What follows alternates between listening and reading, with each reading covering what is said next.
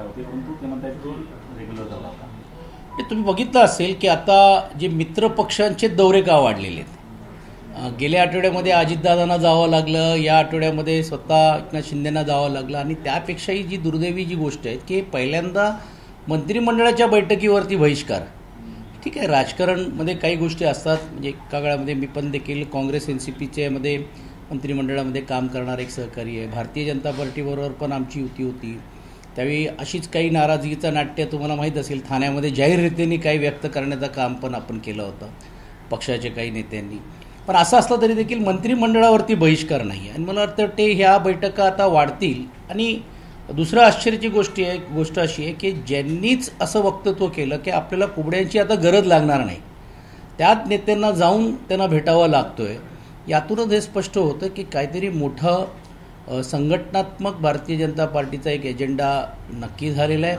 ते त्या नगरपालिकेमध्ये आपल्याला पाहायला मिळत आहेत. नगरपालिकेमध्ये भाजप विरुद्ध इतर अशी पण एक संकल्पना करण्याचं काम केलेलं आहे. मी कालच पुणे जिल्ह्याला होतो, तिकडे देखील तशीच मनस्थिती मानसिकता आपल्याला पाहायला मिळत आहे. लोणावळ्यामध्ये तर आजी आणि माजी आमदार दोघी एकमेकांच्या अंगावर जातील की काय मावळ तालुक्यामध्ये, अशी परिस्थिती निर्माण झाली. यातूनच हे स्पष्ट होतं की आणि त्यांना कोणी रोकत नाही आहे.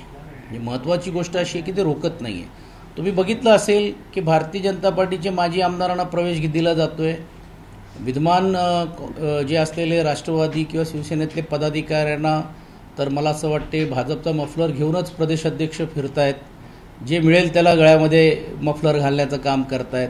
यातून हे स्पष्ट होतं की एकला चलोची भूमिका ही त्यांची कुठेतरी स्पष्ट झालेली दिसली असावी आणि त्यांच्या कोर ग्रुपमधून किंवा वरिष्ठ स्तरावरती आहेत. आणि म्हणून मला वाटतं हे सर्व निष्फळ प्रयत्न हे दिल्ली दरवाजाचे होणार आहे.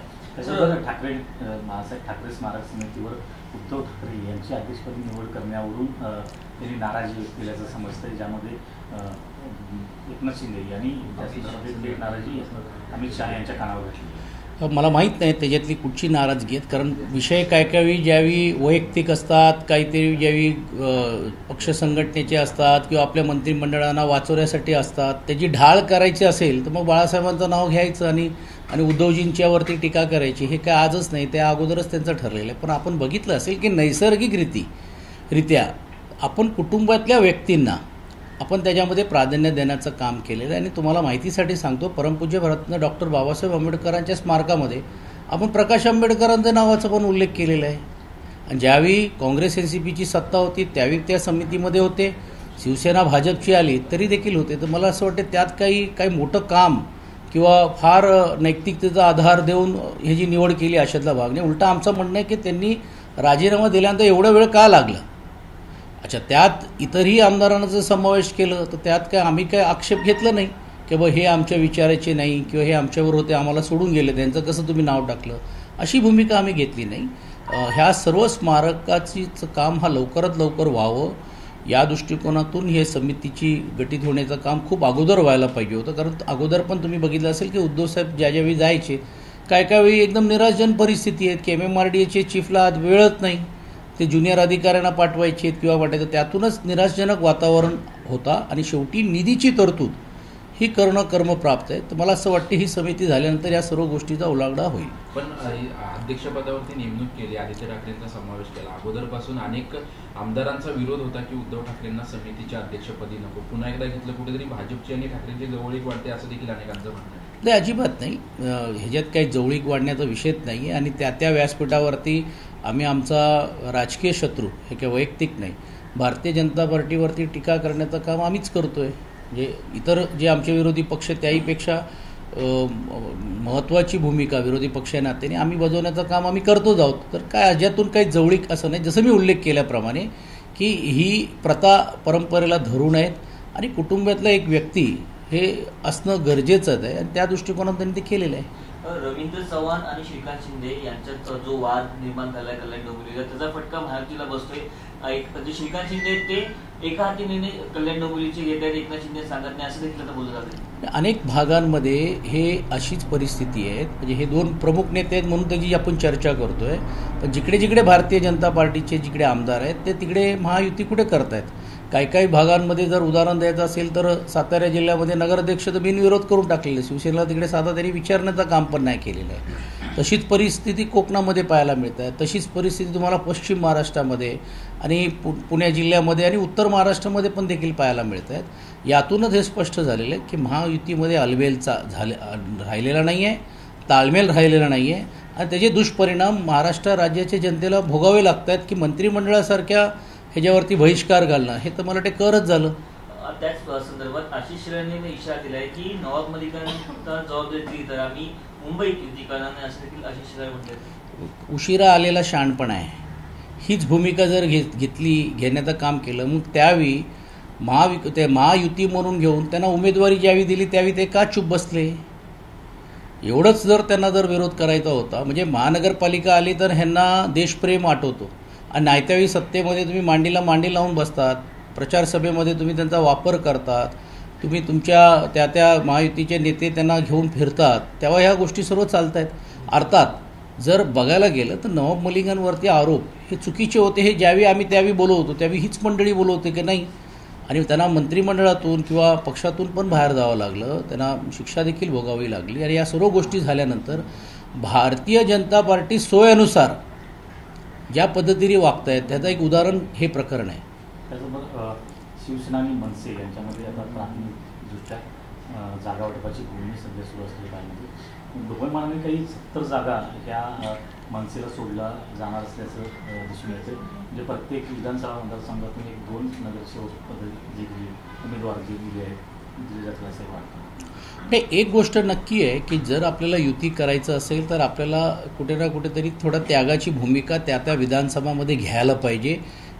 ही भूमिका ही पक्षप्रमुख ज्यावेळी आमच्याशी अंतर्गत बोलतात त्यावेळी विचारण्याचं काम करतात. अर्थात तसं कुठचाही निर्णय झालेला नाही आहे कारण शेवटी जे विद्यमान असलेले जे आमचे महानगरपालिकेचे जे सीट्स आहेत ते तर आम्हाला शाबूत ठेवावं लागतील. जे आमच्यातून सोडून गेलेले आहेत ते 2रे नंबर 3रे नंबर क्रमांकाचे उमेदवार पण आमच्याकडे तयार आहेत आणि गेल्या 1.5-2 वर्ष निष्ठेने ते आमच्याबरोबर राहत आहेत, काम करत आहेत, त्या भागामध्ये नेतृत्व पण देखील करत आहेत. ठीक आहे, आरक्षण झाल्यानंतर काही बदल मोठ्या प्रमाणावरती झालेले आहेत की जिकडे पुरुष वर्ग काम करत होते तिकडे महिला झाल्यात, पण महिला संघटना पण आमची मजबूत असल्यामुळे किमान या सर्व जागा ह्या शाबूत ठेवूनच चर्चा व्हावी अशी भूमिका ही पक्षस्तरावरती दिलेली आहे. पण असं असलं तरी देखील शेवटी ज्यावेळी मित्रपक्षाला जर समावेश करायचा असेल तर काही भागांमध्ये आपल्याला त्यात कुठेतरी सीट्स सोडावे लागतील आणि म्हणून तसं एक एक्सरसाइज, तसं एक प्रयत्न विभाग प्रमुखांशी चर्चा झाली, साहेबांनी शाखा प्रमुखांशी चर्चा केली आणि विशेषतः आम्हाला जे 3 विधानसभा दिल्या होत्या त्या 3 विधानसभेमध्ये आगामी काळामध्ये काय परिस्थिती राहणार आहे, कुठे आपण लढू शकतो, कुठे लढू शकत नाही आणि जर युती झाली तर कुठच्या अशा सीट्स आहेत हे आपण त्यांना देऊ शकतो. ह्याच्यातलाही आढावा स्वतः पक्षप्रमुखांनी घेतलेला आहे आणि तो आढावा आणि तो जो रिपोर्ट आहे तो आम्ही त्यांच्याकडे सुपूर्द केलेला आहे आणि मला असं वाटतं त्या अनुशासनाने ते निर्णय घेतील. पृथ्वीराज चव्हाण म्हणतात की ठाकरे गटाच्या वकिलांनी कोर्टात चिन्हाच्या बाबतीत चुकीचे मुद्दे मांडले. खरं तर निवडणुका होण्यापूर्वी चिन्हाचा निर्णय वकिलांनी मागितला पाहिजे होता असं कदाचित कपिल सिब्बलच्या बद्दल त्यांचा आक्षेप आहे की काय असं मला वाटते. कारण का होतं अनेक वेळा ज्यावेळी आपण कायदेशीर बाबी करत असतो त्यावेळी आपण आपली बाजू हे वकील किंवा कायदा या सर्व गोष्टीचा पाहून आपण बघतो. मला माहीत नाही ते काय बोललेत पण ते ज्येष्ठ नेते आहेत आणि ज्येष्ठांनी जर अशावेळी बोलण्यापेक्षा त्यावेळी जर सल्ला दिला असता तर नक्कीच आम्ही ऐकण्याची भूमिका घेतली असती. पण अजून वेळ गेली नाही आहे. त्यांना अजून अधिकची काही जर माहिती जर त्यांच्याकडे असेल किंवा त्यात काही कुठे आम्ही कमी पडलो असं त्यांना वाटत असेल तर ते नक्कीच आमच्या नेते मंडळीशी बोलू शकतात. सर, एरवी हिंदू खतरे में है असं भाजपकडून वारंवार सांगण्यात येतं, मात्र आता उर्दू पोस्टर्स जे आहेत ते त्यांचे मोठ्या प्रमाणात बघायला मिळतात. हे जी लोक मी बोललो तुम्हाला सोयीनुसार करतायत. म्हणजे आशिष शेलार कुरेशी व्हायला तयार होतात मतासाठी आणि तुम्ही बघितलं असेल की मराठीला कसं शिक्षणाचं काम सत्ताधारी करतायत आणि आपल्याला मावशीचा दर्जा देण्याचं पण काम करतायत आणि हीच मंडळी हे विसरू नका की लोकसभेच्या वेळी महिलांना बुरका वाटप पण करण्याचं काम केलं. म्हणजे हे दुपट्टी भूमिका घेणारी ही सर्व मंडळी आहे. म्हणजे जेव्हा निवडणुकाची गरज त्यांना लागते त्यावेळी तो समाजला पण देखील आकर्षित करण्याचं काम केलं जातो आणि ज्यावेळी त्यांना इन लार्ज हिंदुत्वाची भूमिका घेऊन लोकांसमोर जायचं असेल तर मग हे वेगवेगळ्या पद्धतीने आपली भूमिका बदलत असतात आणि म्हणून दुपट्टी भूमिका ही त्यांची आज नाही तर गेल्या अनेक वर्षापासूनची राहिलेली आहे.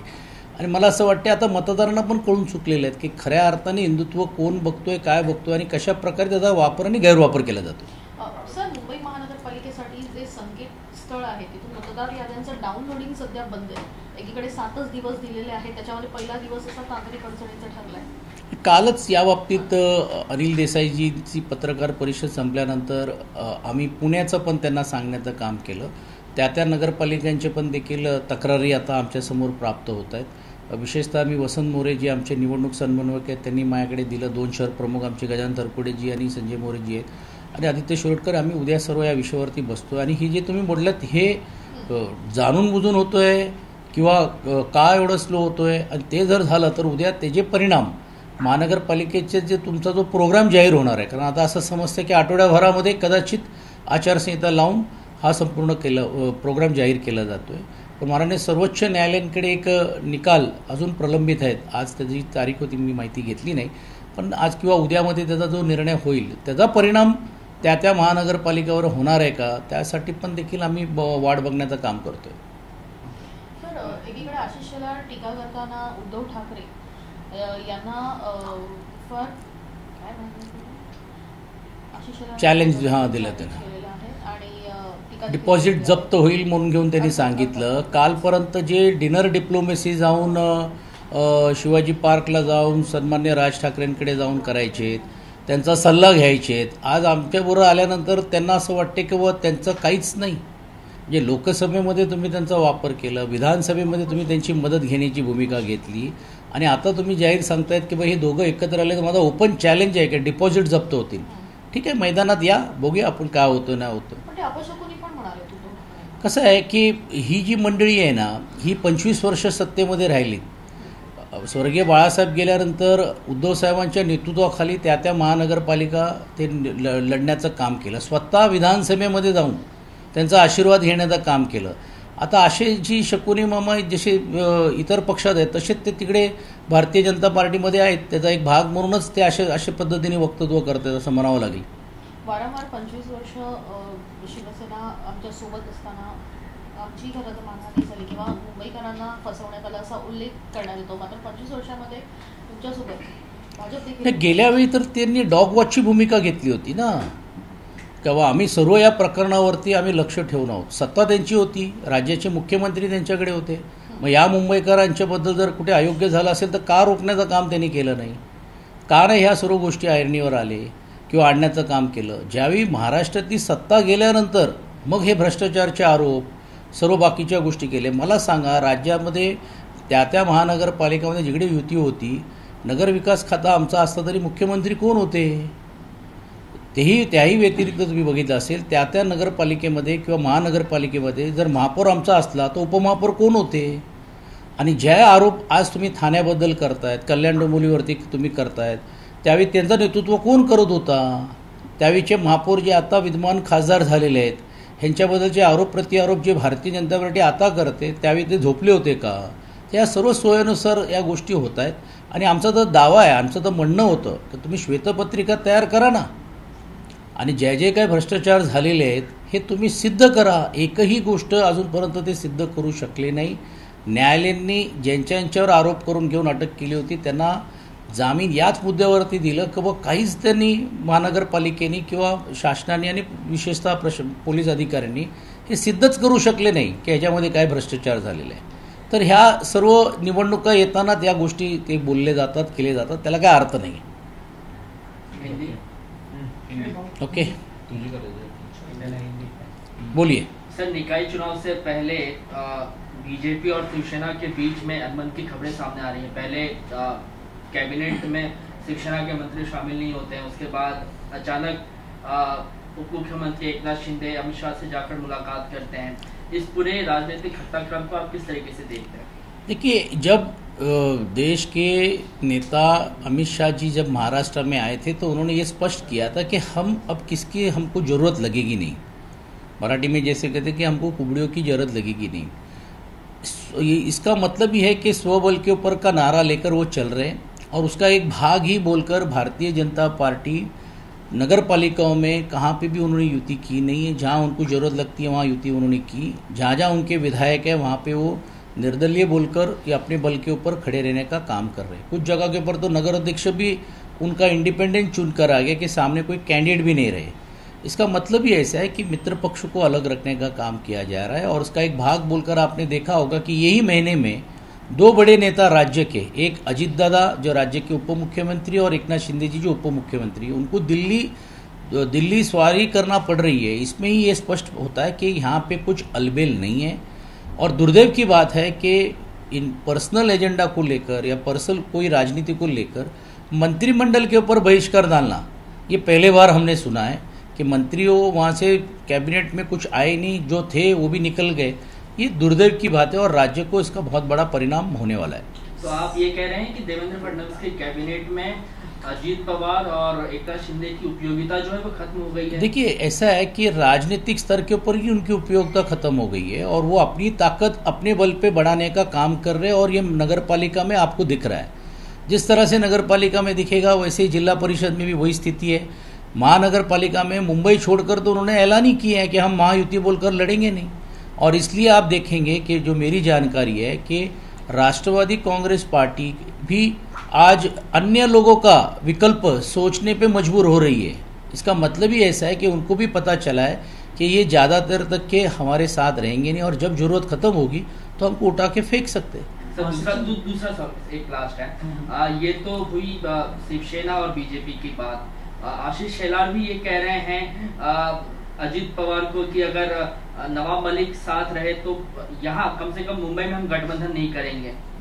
देखिए, ये बहुत ही सोचानुसार होता है। ये अगर इतना ही अगर उनको कहना था तो फिर जब विधानसभा में जब वो चुनाव के उम्मीदवार थे तो कौन से पार्टी के थे? उन्होंने कहा हम प्रचार को नहीं जाएंगे, मतलब महायुति के उम्मीदवार बोलकर वो वहाँ पे उनको उम्मीदवारी दी गई। अब वो कह रहे हैं कि महानगर पालिका में वो साथ रहेंगे तो नहीं रहेंगे। ये दुपट की भूमिका है।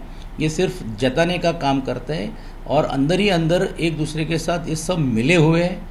और इसलिए आपने देखा होगा कि किस तरह से जब वो मुस्लिमों के बारे में द्वेष निर्माण करते हैं और जब मुस्लिमों के मत मांगने जाते हैं तो वो खुद कहते हैं कि मैं आपके लिए आशीष शेलार नहीं, मैं आपके लिए आशीष कुरैशी होने के लिए तैयार हूँ।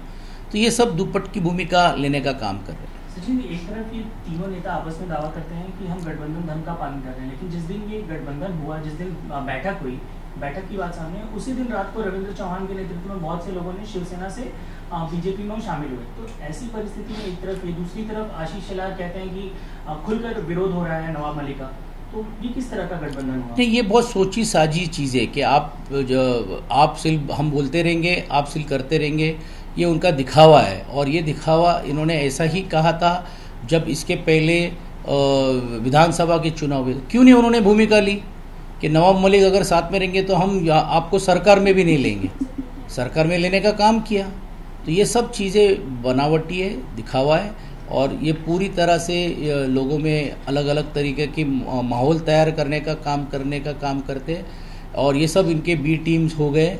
आपने देखा होगा कि जब ऐसा हिंदुत्व का विषय आता है तो समाजवादी पार्टी जैसी पार्टी यूपी में गठबंधन में और यहाँ पे वो किसको मदद कर रही है, ये भी सब चीज़ें आपने देखी होगी। तो ये सब चीज़ें और ये तो होने वाली है, अभी आगे देखिए होता है क्या। जी सचिन जी, महाराष्ट्र के नंदुरबार में एक संस्था है जामिया इस्लामिया दरातुल उलूम, इनके ऊपर पहले कई आरोप लगे हुए हैं, यमन के नागरिकों को अवैध तरीके से जगह देना, इसके अलावा कई प्रॉपर्टीज को उसके ऊपर अवैध तरीके से कब्जा करना। अब FCIW जो संस्था है, जो रेगुलेटरी फॉर्म है, उन्होंने महाराष्ट्र सरकार को निर्देश दिए हैं कि इस पूरी संस्था के ऊपर इसकी प्रीमाइसेस को सीज किया जाए। बीजेपी के नेताओं का आरोप है कि एक तरह से अल्पला यूनिवर्सिटी का दूसरा प्रारूप है नंदुरबार में। आप किस तरह से देखते हैं इस पूरी? नहीं, मैंने उसकी पूरी जानकारी नहीं ली, लेकिन आज भी जो जैसे आया कि राष्ट्रहित ही पहला है और राष्ट्रीय हित के लिए अगर ऐसी कोई चीज़ें अगर होती होगी तो उसकी जांच होकर उसके ऊपर कार्रवाई होनी चाहिए।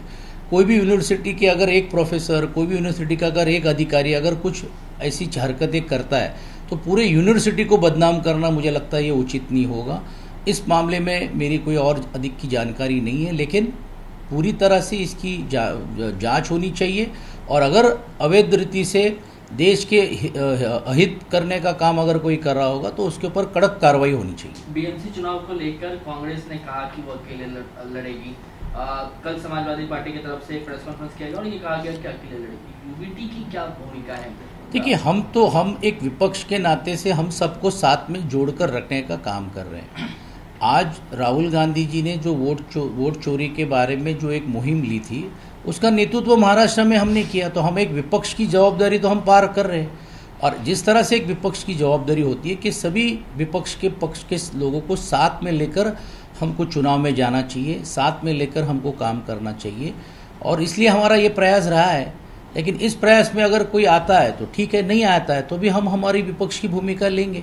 मुझे हैरानगी की बात है, जब कांग्रेस की बात होती है तो हम जब वोट चोरी के बारे में सबको संगठित करते हैं और बड़े पैमाने के ऊपर मुंबई में जब मोर्चा निकलता है, प्रेस होती है, तो कांग्रेस के वरिष्ठ लोग मनसे के लोगों के साथ बैठने के लिए तैयार होते हैं, मोर्चे में साथ में आने के लिए तैयार होते हैं, और जब ऐसी युति या गठबंधन की बात होते तो एक आशंका निर्माण करते। ये एक आश्चर्यजनक बात है।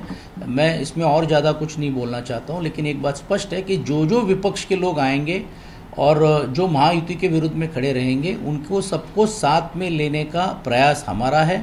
फिर वो कोई भी पार्टी हो, सिर्फ मन से नहीं, फिर कल उठ के कांग्रेस हो, राष्ट्रवादी हो, समाजवादी हो, आरपीआई के अन्य घटक हो, इन लोगों को भी जोड़ने का प्रयास हमारा कल भी था, आज भी और कल भी रहेगा। सर, एक मराठीत आहे सर, हर्षवर्धन सतपाळ यांनी टीका करताना असं म्हटलंय की शिंदे यांनी दिलेश्वरांना गाठलं कारण देवेंद्र फडणवीस शॅडो मुख्यमंत्री आहेत, महाराष्ट्राचे खरे मुख्यमंत्री तर अमित शहा आहेत, कारण तेच महाराष्ट्राचे निर्णय घेतात. नाही, ही वस्तुस्थिती आहे आणि म्हणून जसं आपण नेहमीच बोलतो आणि संजय राऊत साहेब पण नेहमीच सांगतात की यांची सूत्रधार सर्व कुठे बसलेले आणि सूत्र कुठनं हलवले जात आहेत. तर आजही बाय डिफॉल्ट जरी राज्यामध्ये मुख्यमंत्री भारतीय जनता पार्टीची सत्ता असली तरी देखील त्याचं नेतृत्व हे दिल्लीवरूनच केलं जातं आणि सूत्र तिकडनं हलवले जाते. आणि म्हणून तुम्ही बघितलं असेल की काही जरी झालं तरी एनसीपी बरोबर युती होणार नाही नाही नाही म्हणणारे ह्यांना आज बाजूला बसावं लागतोय.